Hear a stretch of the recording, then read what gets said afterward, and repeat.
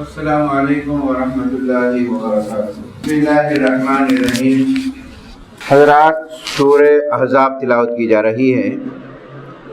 مدنی دور کا سب سے اہم ترین سورہ ہے اور اس میں بہت سارے ایسے احکامات ہیں جو آج کل کے حالات کے حساب سے آئندہ کے لیے بھی اس سورہ کے مضامین کو جو ہے مطالعے میں رکھنا چاہیے۔ اور نبی کریم صلی اللہ علیہ وسلم نے صحابہ کو جو تیار کیا، ان کے ذہن کو جو بنایا کہ یہ دنیا فانی ہے، جتنا بھی مل جائے، لیکن آخرت میں جو نعمتیں ملنے والی ہیں اسے محروم نہ ہونا چاہیے۔ اور یہ دنیا جو ہے آرام کی جگہ نہیں ہے، یہ محنت کی جگہ ہے، مشقت کی جگہ ہے، اسٹرگل کی جگہ ہے۔ اور جنت کو حاصل کرنے کے لیے آسانیاں نہیں ہیں، مصائب و آلام سے گزرنا پڑتا ہے، مشکلات سے گزرنا پڑتا ہے۔ جتنی زیادہ مشکل مومن کو اس دنیا میں ہوگی اتنی ہی زیادہ جنت کی نعمتوں سے مالا مال کیا جائے۔ اب یہ اس میں بہت سارے شان نزول ہیں، اس میں سوچے تو بہت زیادہ سبق ہیں اس کے اندر۔ ہجرت کے 4 سال نبی کریم صلی اللہ علیہ وسلم مدینہ جانے کے بعد پورے جتنے قبیلے تھے سب نے مل کر ایک دم مسلمانوں پہ حملے کی تیاری کی۔ سوچیے آپ، احزاب کہتے ہیں، حزب کی کہتے ہیں عربی میں جماعت یا گروپ کو، احزاب اس کی جمع ہے۔ جتنے بھی گروپ تھے پورے کے پورے ایک دم مسلمانوں پہ حملہ کرنے والے تھے۔ نبی کریم صلی اللہ علیہ وسلم کی اطلاع ہوئی۔ نبی کریم صلی اللہ علیہ وسلم نے سوچا کہ بھئی کیسا مقابلہ ہو ان کا، بڑی تعداد ہے، بڑے گروپ ہیں، ہماری چھوٹی سی جماعت۔ صحابہ کو مشورہ کیا۔ ایک سلمان فارسی رضی اللہ عنہ تھے، ان کو بلایا اور ان سے مشورہ کیا۔ حضرت سلمان فارسی وہاں کے جغرافی حالات سے بہت واقف تھے۔ انہوں نے مشورہ دیا کہ اللہ کے رسول اس جنگ میں ہماری کامیابی کے لیے خندق کھودی جائے، اور خندق کھودنے کے بعد اس میں ہماری کامیابی ہو سکتی۔ حالانکہ سلمان فارسی سے بڑے بڑے صحابہ موجود تھے، کبھی ان کے دل میں یہ نہیں آیا کہ پرسوں والے مشورہ دے رہے ہیں ہماری نہیں۔ ان کی بات کو لیا، نبی کریم صلی اللہ علیہ وسلم اپنے ہاتھوں سے نقشہ بنایا اور جو ہے 6 دن کے اندر مکمل کرنا تھا اس کو۔ اور خندق کیا ہے؟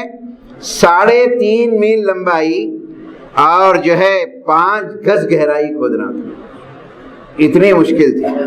اور اس کام کے لیے رسول اللہ صلی اللہ علیہ وسلم بھی اترے میدان کے اندر، خود کھودتے تھے۔ اس واقعے کو قرآن نے عجیب طریقے سے نقل کیا ہے، یہ آسان نہیں تھا، ہلا دیے گئے۔ قرآن کہتا ہے زلزال زلزالا شدیدا، صحابہ کرام ہلا دیے گئے، ان کے دل جو ہے منہ پہ آنے لگے، کلیجے منہ پہ آنے لگے، آنکھیں تھرا کے رہ گئیں۔ اور یہ عجیب کیفیت تھی، اس میں سے گزرنا پڑا، بڑی تکلیف کا دور تھا۔ صحابہ کرام کو بھی اس میں گزرا، نبی کریم صلی اللہ علیہ وسلم بھی جو ہے بھوکے تھے، پریشانیاں تھے، پیٹ پہ پتھر باندھ کر جو ہے خندق کھودی گئی۔ یہ بڑے اہم سبق ہیں اس کے اندر۔ یہ ہمارا میسیج کیا ہے؟ ہم دنیا میں کیا چاہتے ہیں؟ ہم چاہتے ہیں کہ ہماری آخرت اچھی ہو، آخرت کامیاب ہو۔ اس آخرت کے لیے مسائل سے گزرنا پڑے گا، صبر سے کام لینا پڑے گا، یہ پیغام۔ پھر اس میں کہا گیا ہے کہ دوسری بات کہ نبی کریم صلی اللہ علیہ وسلم کا مسلمانوں پہ یہ حق ہے، یہ آیت کو نوٹ لیجیے، کیا ہے؟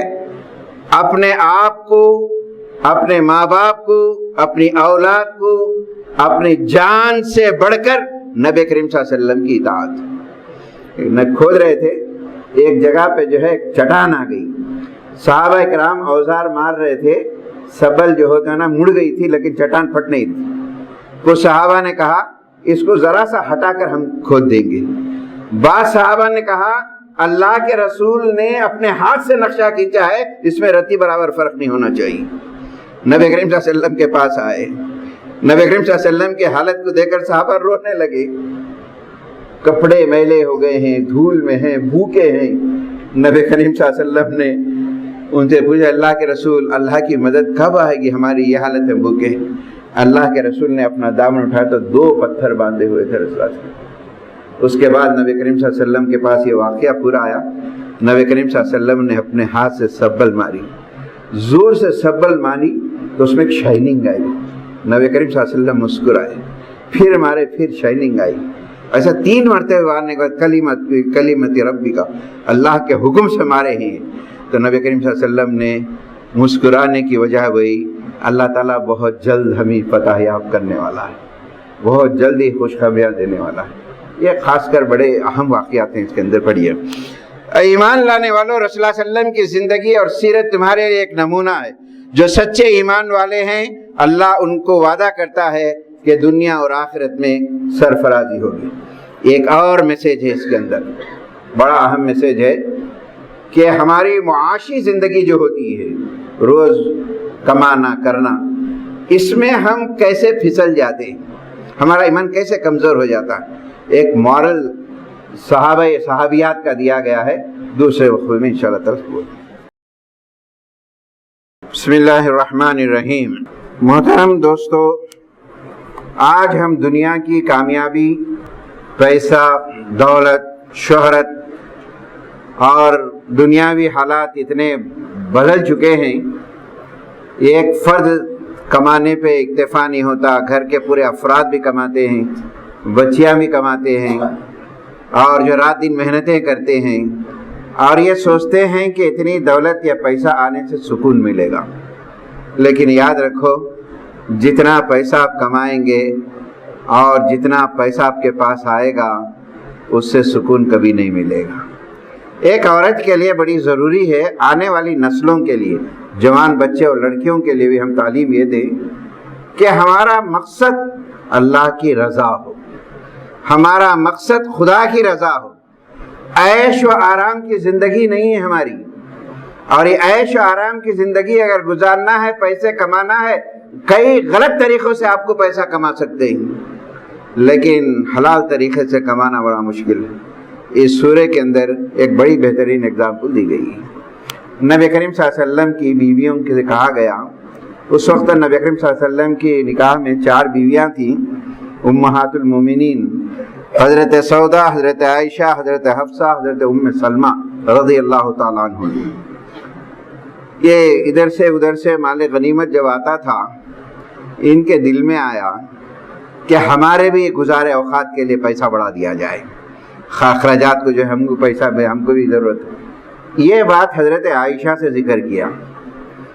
حضرت عائشہ نے ان کی بات کو سن کر نبی کریم صلی اللہ علیہ وسلم سے گئے، بولے کہ ہمارے بھی اخراجات کو پیسہ تھوڑا بڑھانا چاہیے. نبی کریم صلی اللہ علیہ وسلم نے کیا میسیج دیا، دیکھو میرے دوست، عورتوں کے لیے، لڑکیوں کے لیے. آج شادی بیاہ کے بعد نہ پھرا کے، ٹور نہ کرا کے، عیش نہ ہونے کی وجہ سے کتنے طلاقیں ہو جا رہے ہیں. زندگی کو ہم نے کیا سمجھ لیا، پیسہ، شوق، یہ زندگی ہماری. نبی کریم صلی اللہ علیہ وسلم نے اس وقت کہا حضرت عائشہ سے، قرآن کی آیتیں اتری ہیں، دیکھو اگر تم دنیا ہی چاہتے ہو، اے نبی کریم صلی اللہ علیہ وسلم اپنی بیویوں سے کہہ دو بھلے طریقے سے جو چاہتے ہیں وہ دے کر انہیں رخصت کر دو. اگر اللہ رسول کے احکام پر چلنا چاہتے ہیں تو جو اللہ نے ان کے حق میں فیصلہ کیا ہے اسے اکتفا کر کے زندگی گزارنا پڑے. نبی کریم صلی اللہ علیہ وسلم یہ آیتیں اترنے کے بعد حضرت عائشہ سے کہا کہ جا کے آپ مشورہ کر لو. حضرت عائشہ نے کہا، اللہ کے رسول، اس میں مشورہ کرنے کی کیا بات ہے، ہم صرف آخرت چاہتے ہیں، جو بھی آپ دیں گے ہم تنگی سے گزارا بھی کر لیں گے. ہمارے مقصد آخرت ہوتی ہے.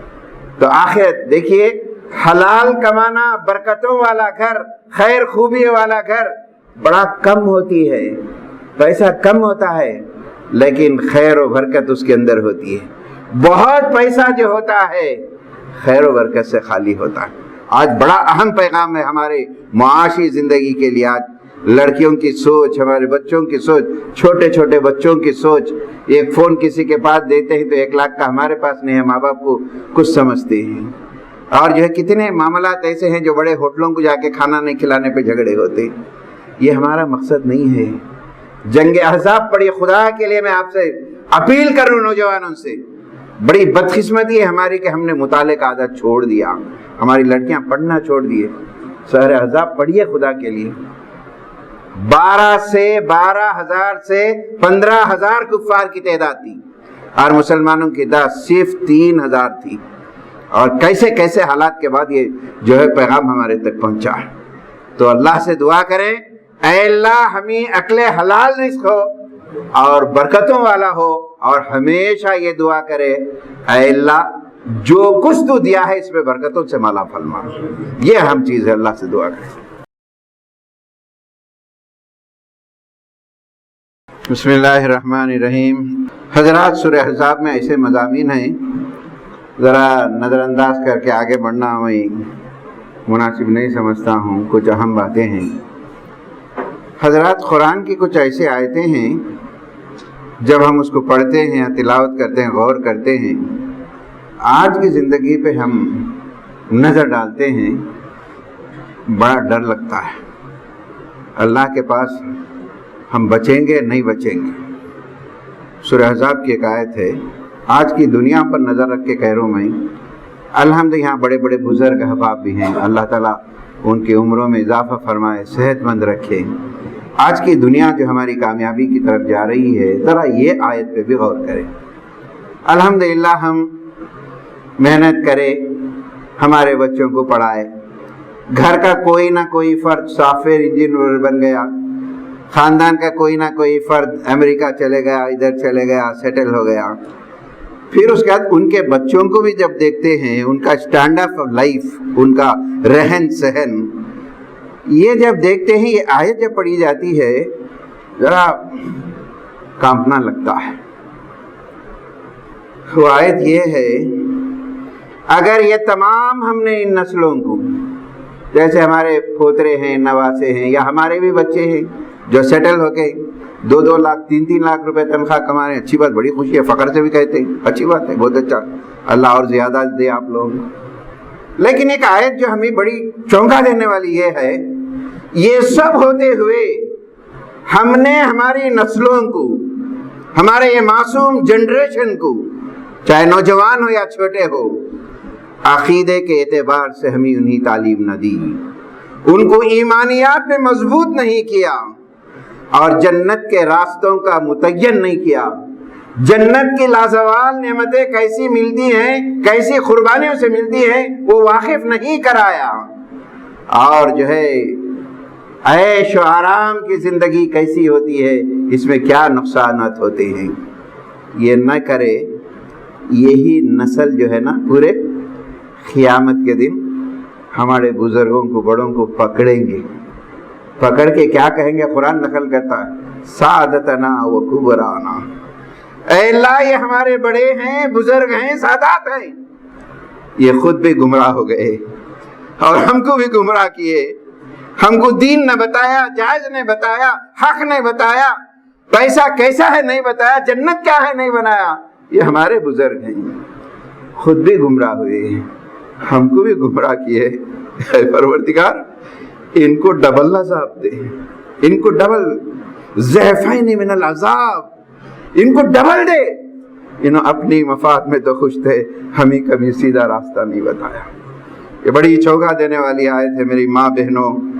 آج ہم سب کچھ ملا ہے، اگر ہمارے بچوں کو دین نہ ملا ہے، کچھ بھی نہیں ملا ہے. یاد رکھیں، یہ ہر ایک کے لیے کوسچن مارک ہے، میرے لیے، آپ کے لیے، کہ واقعی ہم اتنی ترقی کرنے کے بعد ہماری نسلیں جو حالات کے حساب سے مدرسوں میں، اسکولوں میں، یو پی میں ابھی حال کا ایک فیصلہ آیا ہے، 10,000 مدرسے، عربی مدرسے، اندازہ لگائی 10,000 مدرسوں کو جو ہے سیل کر دیا گیا.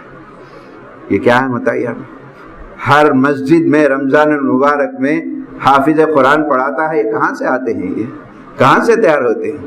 ہم یہاں جو بیٹھ کے یہاں بول رہے ہیں، یہ کہاں سے تیار ہوتے ہیں؟ کیا سازشیں آج اسکولوں کے اندر یقین جانے کے شرکیہ پوئمز پڑھائی جاتی ہیں صبح مارننگ سیکشن کے اندر. ان کو پورا ذہن بدلایا جا. کہاں سو رہے ہیں ہم، کہاں جاگ رہے ہیں؟ یہ آیت نوٹ میں لیجئے، قیامت کے دن اللہ کے پاس یہ بچے پوچھیں گے کہ ہمیں کبھی واقف نہیں کرا. کہیں گے ڈبل عذاب دو ان کو، ضعفین ملا. حضرات یہ سورہ ہمیں بڑی چوکنا دینے والا ہے. سخت باتیں ہیں، سخت پیغام ہے، لیکن مجھے اور آپ کو بیدار بھی ہونا ضروری ہے. اگر بیدار نہ ہو تو اللہ معاف نہیں کرے گا.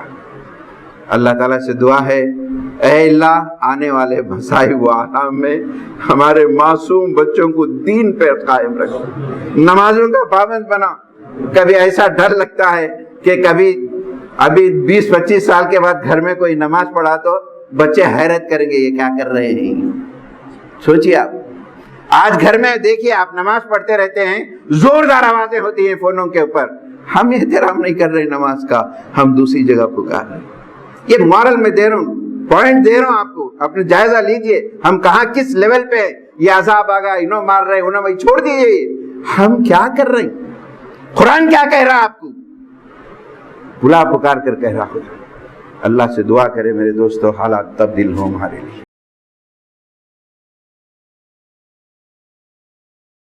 بسم اللہ الرحمن الرحیم۔ حضرات، سورہ احزاب ہی میں تھوڑے اہم باتیں ہیں، پیغام دینا چاہ رہا ہوں۔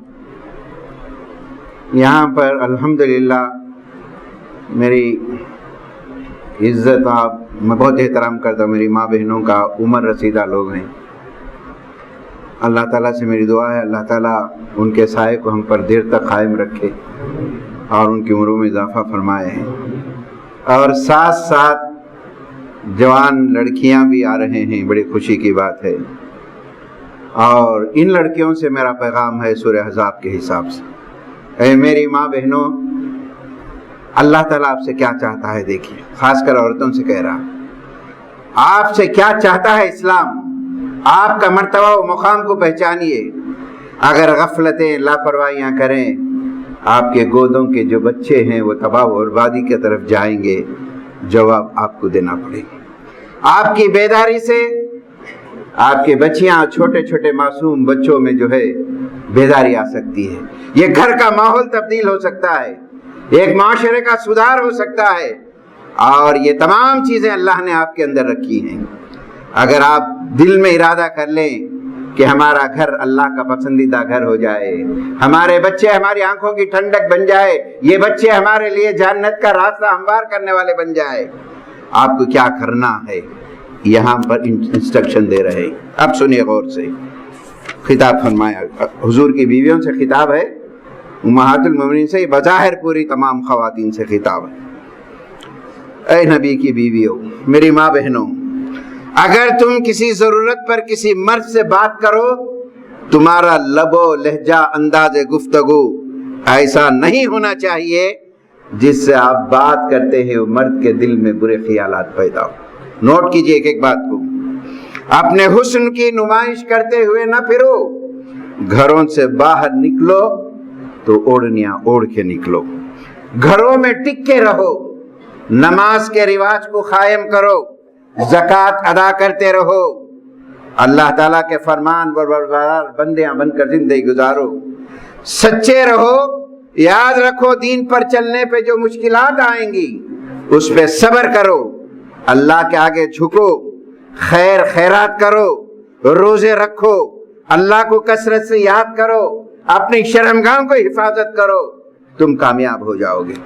پھر اس کے بعد اہم ترین احکام، اگر اس کام کو تم اپنے گھر میں، اپنے معاشرے میں امپلیمنٹ کرنا ہے تو سب سے بڑی چیز کیا ہے؟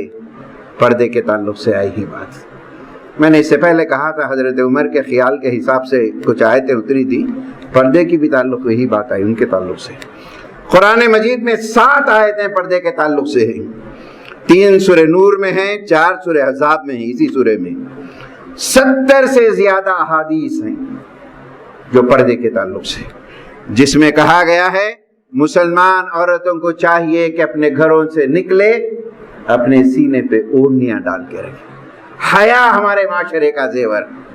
جنگ احد کا ایک واقعہ مفسر نقل کیا ہے، ایک عورت نکلتی ہے پلو اوڑھ کر، دوپٹہ اوڑھ کر، راستے میں معلوم ہوتا ہے تمہارے شوہر شہید ہو گئے ہیں، اسی حالت میں اور آگے بڑھتی ہے، آگے چلتا ہے کہ تمہارا بیٹا شہید ہو گیا ہے، پھر اور آگے بڑھتی جاتی ہیں، پھر معلوم ہوتا ہے کہ تمہارے بھائی بھی شہید ہو گئے۔ لوگوں نے کہا یہ کیسی عورت ہے، شوہر بھی چلے گیا، بیٹا بھی چلے گیا، بھائی بھی چلے گیا، لیکن اس کے سر سے دوپٹہ نہیں اترا۔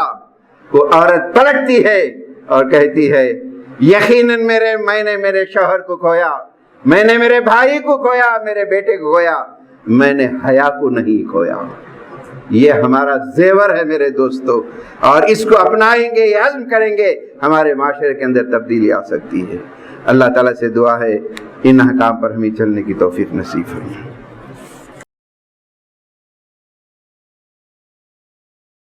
بسم اللہ الرحمن الرحیم۔ حضرات، سورہ احزاب میں 2-3 اور عنوانات ہیں بڑے غور سے۔ ایک تو نکاح کے تعلق سے آئی ہے بات، نبی کریم صلی اللہ علیہ وسلم پر درود بھیجنے کی تاکید آئی ہے، اور نبی کریم صلی اللہ علیہ وسلم کو اپنی زندگی میں نمونہ اور اسوہ بنانے کی بھی تاکید آئی ہے۔ سورہ یاسین شروع، کل اس کی تشریح کی جائے گی۔ 2 سورے بڑے اہم ہیں۔ خلاصہ یہ ہے، یہ دیکھیں وہ مضامین کو سامنے لائیے جو شروع سے میں کہہ رہا ہوں، پھر اس سورے کے اندر ایک میسیج ہے کہ قوم سبا۔ قوم سبا کیا ہے؟ ملک یمن میں دارالحکومت سے 200 یا 300 کلومیٹر کے فاصلے پر ایک شہر معارب ہے، اور وہاں جو ہے ایک قوم تھی، قوم سبا، اور اس قوم کو اللہ تعالیٰ 2 پہاڑیوں کے بیچ میں رکھا تھا، اور دونوں پہاڑیاں بڑے زرخیز تھے، باغ والے تھے، ہر قسم کے باغات تھے۔ مفسرین نے ان باغات کی تعریف یہ کی ہے، اگر کوئی آدمی سر پر ٹوکرا رکھ کر چند قدم بھی چلا پھلوں سے بھر جائے گا، ایسا باغ تھا ان کے اندر۔ اور ان سے اللہ کا ایک ہی مطالبہ تھا، یہ اللہ کی نعمتیں ہیں، کھاؤ پیو، لیکن ناشکراپن مت کرو۔ انہوں نے ان نعمتوں سے فائدہ اٹھایا، اللہ کا ناشکراپن کیا، ان پھلوں کو اللہ نے میٹھے کے بجائے کسالے کر دیا۔ ایک میسیج یہ ہے، خدا کی نعمتوں کے ملنے کے بعد اس کا صحیح استعمال نہ کرے، وہ نعمتیں چھن جائیں گی۔ پھر اس کے بعد کہا گیا ہے کہ اللہ سے قریب کرنے والی چیز مال اولاد نہیں ہے، ایمان اور عمل صالح ہے۔ مال اولاد مومن کے لیے تقرب کا ذریعہ بن سکتے ہیں، اگر یہ اچھے رہے، مال کا جائز استعمال کرے، نیک اولاد ہے، اپنے ماں باپ کے لیے دعا کرتی رہے، یہ تقرب کا ذریعہ ہے۔ اپنے مال کو اللہ کے راہ میں خرچ کرو، اپنی اولاد کو خدا شناس نیک کیریکٹر والے بناؤ۔ رزق کی کمی بیشی اللہ کی مشیت پر ہوتی ہے۔ اے لوگوں، ان باتوں پہ غور و فکر کرو۔ جو لوگ برائی کو برائی سمجھتے ہیں، قرآن ان کے لیے بڑا نصیحت ہے۔ جو لوگ برائی کر کے بھی یہ بھلائی سمجھتے ہیں، یہ گمراہی کی طرف چلے جاتے ہیں۔ لوگوں، تم سب مل کر، تم سب اللہ کے محتاج ہو، اگر تم کو ہٹا کر وہ دوسرے قوموں کو بھی لا سکتا۔ ان دنوں میں یہ بھی دعا کریں ہم، اے اللہ کہ عمر کے حصے کو پہنچ جائیں کسی بھی وقت پر، آج کے حالات پر، اے اللہ ہم ہمیشہ تیرے محتاج ہیں، کسی بھی وقت پر ہم کو کسی کا محتاج نہ بنا۔ آج کے حالات، ہمارے بچے خدا نہ خواستہ کسی آدمی 70 سال میں مر گیا تو بچے بولتے ہیں بہت لمبی عمر گئی، آپ چلے گئے، پرواہ نہیں، بولتے ایزی لے لیتے۔ کوئی یہ نہیں کہتا کہ ہمارے بزرگ، سمجھ میں آ رہی بات، خدمت کرنا تو دور کی بات، ایک بوجھ بن جاتے ہیں۔ حضور نے کیا نصیحتیں کی ہوں، ایک دعا یہ بھی سکھائے حضور، اے اللہ عمر کے آخری حصے میں جب چلے جاؤ میں رزق کو منقطع نہ فرما۔ اے اللہ ہم ہر وقت تیرے محتاج ہیں، کسی انسان کا محتاج نہ بنا، کسی کا بھی محتاج نہ بنا، بے بس نہ بنا۔ اور ایک دعا حضور نے یہ بھی کی، اے اللہ عمر کے کسی حصے کو ہم چلے جائے، عمر کی بے بسی سے بچا کے رکھ، کوئی دیکھنے والا نہیں، کوئی دوا دینے والا نہیں۔ یہ دعائیں ہیں دوستو، ہماری زندگی میں کامیاب آنے والی ہیں۔ یہ قرآن کا میسیج ہے، اللہ کے رسول کا میسیج ہے۔ اے اللہ جو کچھ آج ہم نے سنا ہے اس پر عمل کرنے کی توفیق نصیب فرما۔ اے اللہ اس مبارک دہا میں، اس مبارک دنوں میں، ان مبارک ساعتوں میں ہم نے قرآن بھی پڑھا، قرآن بھی سنا، اور سن کر تجھ سے دعا کر رہے ہیں، اے اللہ ہماری زندگی کو کامیاب زندگی بنا۔ اے اللہ جب تک دنیا میں رہے ہم اسلام پہ زندہ رہے، ہماری آخری وقت میں ہماری زبانوں پہ کلمہ جاری ہو جائے۔ اے اللہ ہم راضی ہیں، تو ہم سے راضی ہو جا، ہماری دعا کو قبول فرما۔ آمین۔ وآخر دعوانا